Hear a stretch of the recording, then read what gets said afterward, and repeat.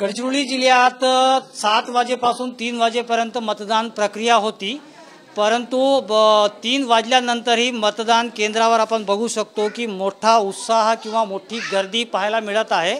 आणि ही गर्दी 3च्या आत जे मतदार मतदान केंद्रात आले यांना प्रवेश देऊन यांना चिठ्ठ्या वाटप करण्यात येत आहेत की या चिठ्ठ्यावर जे निवडणूक अधिकारी आहेत ते नंबर टाकलेले चिठ्ठ्या आहे आणि हे मतदार जे आत प्रवेश दिलेले आहेत या मतदान देण्यात येत आहे।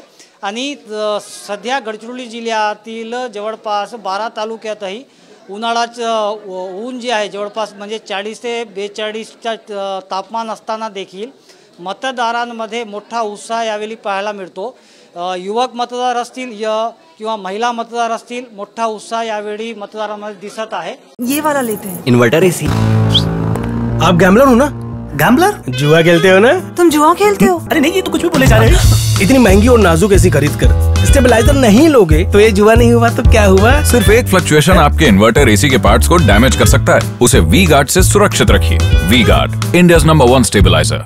आणि गडचिरोली जिल्ह्यात हे जे मतदान केंद्रावर सध्या आम्ही आहो, धानोरा तालुक्यातील धानोरा मुख्यालय इथे आहो आम्ही। आणि हे मतदार जे आहेत आपला हक्क बजावण्यासाठी अजून यांना 1 तास लागेल।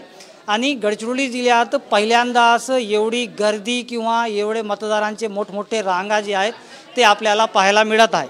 कॅमेरामॅन खंडूसह मी MD इरफान, TV9 धानोरा, गडचिरोली।